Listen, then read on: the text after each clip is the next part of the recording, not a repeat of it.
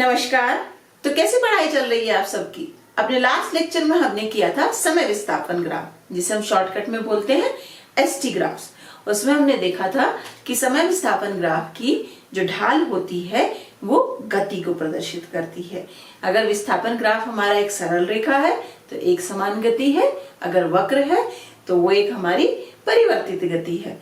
जो हमारे फंडे और ट्रिक्स वहां यूज हुए थे सेम बस यहाँ भी यूज होंगे। अगर आपको एक बार एसटी ग्राफ समझ में आ गया तो वीटी ग्राफ वेग विस्थापन ग्राफ और एटी ग्राफ त्वरण समय ग्राफ कुछ नहीं है, बहुत आसान है फिर। ठीक है, तो चलिए शुरू करते हैं अपना आज का टॉपिक, वेग समय ग्राफ या वेलोसिटी टाइम ग्राफ, और शॉर्टकट में से बोलते हैं हम वीटी ग्राफ। तो सबसे पहले सेम चीज लेंगे जो हमने वहां ली थी।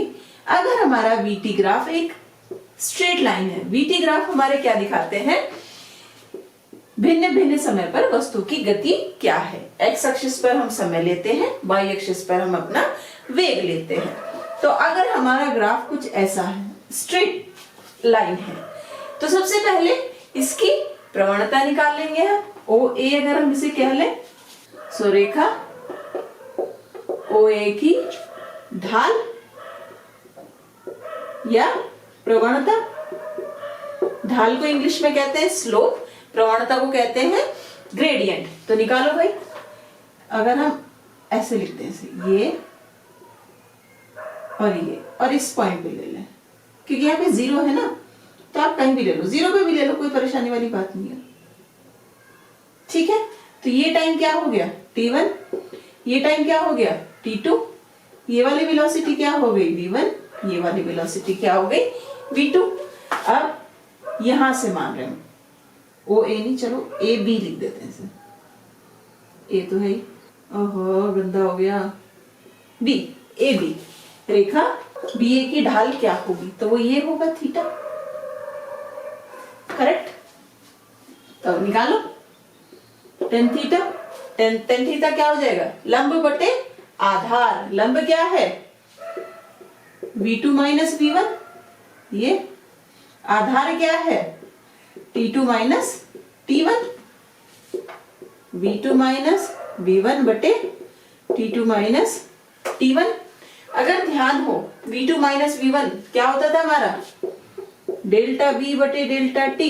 ये क्या होता था, वेग परिवर्तन की दर समय के साथ त्वरण, तो ये हमारा दिखाएगा त्वरण को। ठीक है, तो वीटी ग्राफ का ढाल सदैव त्वरण को प्रदर्शित करेगा। वीटी ग्राफ का ढाल सदैव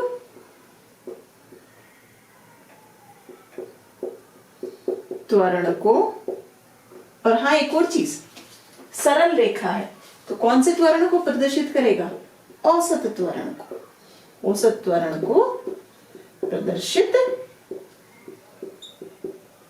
करता है। अब एक और चीज यहाँ पे, थीटा हमारा कैसे, रेखा ऐसे है तो थीटा क्या हुआ, लेस देन 90 डिग्री। इसका मतलब आपका त्वरण यहाँ पे क्या हो जाएगा, धनात्मक। अगर यही रेखा ऐसे होके ऐसे होती है, अगर ये v है और ये t है, तो थीटा क्या होता है ये, तो इस केस में क्या होता है, थीटा 90 से बड़ा, तो त्वरण आपका क्या हो जाता, ऋणात्मक। ठीक है, अब यहाँ पे आप v के साइन भी देख सकते हो, क्या है यहाँ पे v क्या है, पॉजिटिव है सारे में। तो इस केस के लिए अगर हम ये वाला केस ले तो थीटा हमारा हो गया लेस देन 90 डिग्री, ए हमारा हो गया पॉजिटिव, v भी हमारा हो गया पॉजिटिव। तो इस पे हम क्या बोल सकते हैं कि वस्तु के वेग में वृद्धि हो रही है। इस केस में क्या है, थीटा हमारा क्या है, ग्रेटर देन 90, तो त्वरण हमारा क्या हो गया, नेगेटिव, और वेग यहां पे भी क्या है, पॉजिटिव। भले ही घट रहा है पर क्या है, पॉजिटिव है। तो एक पॉजिटिव एक नेगेटिव, तो इसमें वेग घट रहा है। एक और चीज, थीटा लेस देन 90, त्वरण हमारा धनात्मक है। धनात्मक मीन्स क्या है, त्वरण बढ़ रहा है। त्वरण एक्सेलरेटेड बोलेंगे, त्वरित बोलेंगे गति को। यहाँ क्या है, थीटा 90 से बड़ा है, त्वरण नेगेटिव है, मीन्स क्या हो रहा है, मंदन। इसमें क्या कहेंगे, मंदन, वस्तु की गति हमारी घट रही है, वेग परिवर्तन की दर उसकी घट रही है। इंग्लिश में क्या बोलते हैं मंदन को, रिटार्डेशन। करेक्ट। तो ये तो बात हुई अगर हमारा वीटी ग्राफ एक सरल रेखा में है तो वो प्रदर्शित करेगा, उसका ढाल सदैव प्रदर्शित करेगा औसत त्वरण को, और वस्तु हमारी कैसी, एक समान दर से या तो बढ़ रहा है वेग या एक समान दर से वेग हमारा घट रहा है। यहाँ क्या होगा, एक समान दर से वेग में वृद्धि हो रही है यहाँ पे, और यहाँ क्या हो रही है, एक समान दर से वेग में कमी। करेक्ट। दूसरी चीज हमारे वीटी ग्राफ में आती है कि जो हमारा ग्राफ है, ग्राफ से घिरा हुआ जो क्षेत्रफल होता है, जो एरिया होता है, वो क्या प्रदर्शित करता है। चलिए निकालते हैं। इस ग्राफ को अगर आप देख लो, ये तो इसे घिरा हुआ क्षेत्रफल क्या है, ये है। ये क्षेत्रफल प्रदर्शित करेगा विस्थापन को। वीटी ग्राफ से घिरा हुआ क्षेत्रफल सदैव विस्थापन को प्रदर्शित करेगा। चलिए इसे सिंपल एग्जांपल से समझ लेते हैं। अगर हमारा वेग कांस्टेंट है, एक समान है, वेग परिवर्तन की दर नहीं, वेग एक समान, तो कुछ ऐसा ग्राफ आएगा ना हमारे पास, स्ट्रेट लाइन, हर समय पे वेग हमारा समान है, वेग समान है। तो अब देख लो, इससे घिरा हुआ एरिया क्या हो गया, ये ए बी सी डी, ये लगा लो। अब अगर इस आयत का क्षेत्रफल निकालते हो आप तो क्या होगा, आयत ए बी सी डी का क्षेत्रफल, लंबाई गुणा चौड़ाई, ए बी गुणा बी सी, कुछ भी ले लो, ए बी गुणा बी सी। ए बी हमारा क्या हो गया, समय। अगर यहाँ पे समय आपका T1 है और यहाँ पे समय T2 है तो ए बी क्या हो गया, T2 minus T1। B C क्या हो गया, ये वेग। अगर ये यहाँ पे V1 है और यहाँ V2 है तो ये BC क्या हो गया, V2 minus V1, V2 minus V1। इसे क्या लिख सकते हैं, डेल्टा T गुणा डेल्टा V। कुछ याद आ रहा है। और इसमें एक और चीज देखो, यहाँ पे वेग हमारा कांस्टेंट है सारे समय पे, तो यहाँ वेग 0 है और यहाँ वेग समान है, तो इसे हम V2 माइनस V1 ना लिख के खाली V भी लिख सकते हैं। करेक्ट। अब इससे कुछ याद आ रहा है, वेग क्या होता था, वेग बराबर विस्थापन बटे समय, विस्थापन बटे समय। यहाँ क्या है, समय गुणा वेग, तो ये हमारे क्या दिखा रहा है, विस्थापन को। करेक्ट। इसे हम क्या बोल सकते हैं, S2 माइनस S1 को। तो दो बातें निकल के आई हमारे, बीटी ग्राफ का जो ढाल होगा वो प्रदर्शित करेगा हमारे त्वरण को, और वीटी ग्राफ के द्वारा घिरा हुआ क्षेत्रफल प्रदर्शित करेगा विस्थापन को। ठीक है। तो यहाँ पे हमारे क्या पॉइंट्स हो गए, पहला पॉइंट, वीटी ग्राफ की ढाल या प्रवणता क्या प्रदर्शित करती है, त्वरण को। दूसरी चीज क्या हो गई, वीटी ग्राफ से घिरा क्षेत्रफल प्रदर्शित करता है विस्थापन या दूरी को। अब मैं विस्थापन और दूरी क्यों बोल रही हूं, वीटी ग्राफ आपका वेग समय ग्राफ भी हो सकता है और चाल समय ग्राफ भी हो सकता है, वो मेंशन करेंगे, वो आपको बताएंगे न्यूमेरिकल में कि यहाँ बी क्या प्रदर्शित करता है, चाल प्रदर्शित करता है या वेग प्रदर्शित करता है। एक और चीज, चाल हमेशा हमारी धनात्मक होती है क्योंकि एक अदिश राशि है, तो अगर चाल और समय का ग्राफ होगा तो वो हमेशा धनात्मक में ही दिखाएंगे। वेग और समय का ग्राफ धनात्मक भी हो सकता है, ऋणात्मक भी हो सकता है, क्योंकि वेग हमारी सदिश राशि है। वो जब हम न्यूमेरिकल्स करेंगे तो ये जो लाइन अभी मैंने बोली कि चाल समय ग्राफ हमेशा एक्स अक्ष के ऊपर होगा और वेग समय ग्राफ एक्स अक्ष के ऊपर भी हो सकता है और नीचे भी हो सकता है। नेक्स्ट है हमारा, अगर हमारा वीटी ग्राफ एक वक्र के रूप में है, वीटी ग्राफ एक हमारा वक्र के रूप में कुछ ऐसा सा है, तो उससे हमें क्या पता चलता है? फर्स्ट चीज, वक्र के रूप में है, इसका मतलब वेग परिवर्तन की दर असमान है, तो ये परिवर्तित त्वरण को प्रदर्शित करता है। दूसरी चीज, चलो क्या निकालते हैं? ढाल। करेक्ट। तो ये बिंदु हो गया, ये हो गया, ये हो गया। अगर इसमें आप ढाल निकालोगे तो आप क्या करोगे? आप सभी बिंदुओं पे अलग अलग स्पर्श रेखाएं बनेंगी। तो वक्र वाले ग्राफ से हमें क्या पता चलता है? मान लो ये बिंदु ले लो, ये बना हमारा थीटा, ठीक है ना। तो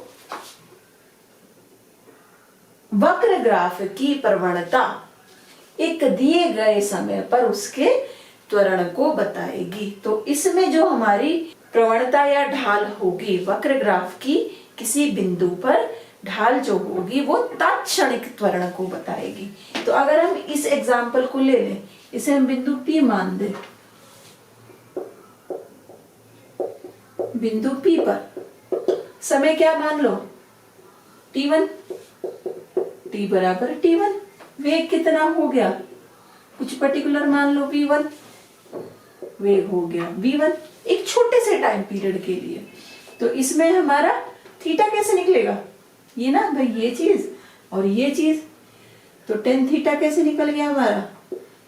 डेल्टा v की जगह क्या हो गया? dv बटे dt। एक छोटे से इंस्टेंट के लिए बता रहे, dv बटे dt वो हमारा क्या होता था? तात्क्षणिक त्वरण। तो वक्र ग्राफ हमारा बताएगा हमेशा, एक तो वेग परिवर्तन की दर असमान है, दूसरा आपका ये तात्क्षणिक त्वरण को बताएगा। अब अगर वो बोले कि आपको औसत त्वरण भी निकालना है वक्र ग्राफ में, तो कैसे निकालोगे? औसत त्वरण हमारा क्या होता था? कुल वेग परिवर्तन की दर बटे समय। तो इसमें हम क्या कर लेंगे? एक स्ट्रेट लाइन खींच दो, PQ, एक स्ट्रेट लाइन खींच दो। तो अब हम निकाल सकते हैं वक्र ग्राफ का पहले बिंदु से लेके आखिरी बिंदु तक की एक सीधी रेखा खींच दो आप, तो उससे आपको निकल जाएगा औसत त्वरण। तो औसत त्वरण कैसे निकालेंगे अब हम? औसत त्वरण PQ के लिए V2 माइनस V1 बटे T2 माइनस T1। तो ऐसे हम निकाल देंगे औसत त्वरण। पर हमेशा ध्यान रखो, अगर VT ग्राफ एक सरल रेखा है तो वो बताएगा, उसका ढाल बताएगा औसत त्वरण को। पर अगर VT ग्राफ एक वक्र है तो उसका जो ढाल होगा किसी बिंदु पर वो उसके तात्क्षणिक त्वरण को बताएगा, औसत त्वरण को नहीं। बिल्कुल सेम चीज हमने अपने ST ग्राफ में भी करी थी। अब ये कुछ ग्राफ्स दिए हुए हैं, हमें इन ग्राफ्स के बेसिस पे देख के बताना है कि वस्तु की गति क्या है, उसके वेग परिवर्तन की दर क्या है और उसका त्वरण क्या है। तो सबसे पहले में देख लो, फर्स्ट में जैसे जैसे t बढ़ रहा है v का मान हमेशा एक ही है। तो इसका मतलब क्या है?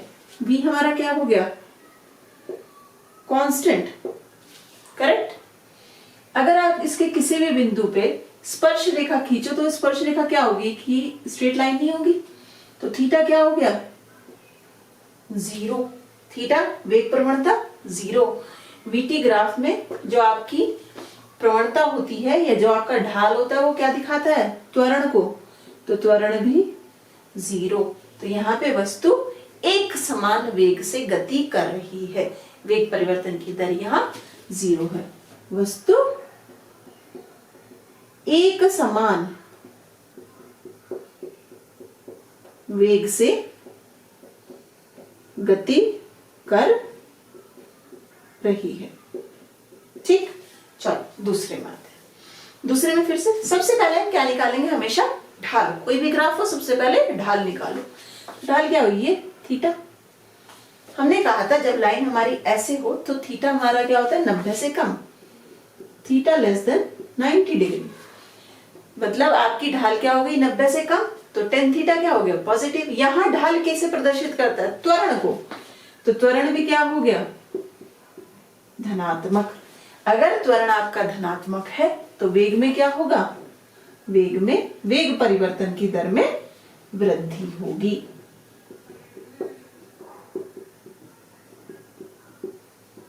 वेग परिवर्तन की दर में वृद्धि होगी, इसका मतलब इसका वेग बढ़ रहा है। v भी हमारा क्या होगा इंक्रीज, v इंक्रीज, वेग बढ़ रहा है, करेक्ट। अब इसमें एक और चीज देखो, अगर आप अलग अलग बिंदुओं पे इसकी प्रवणता निकालो, यहां निकालो थीटा, यहां निकालो थीटा, हर जगह थीटा आपका लेस देन 90 है और बराबर है एक दूसरे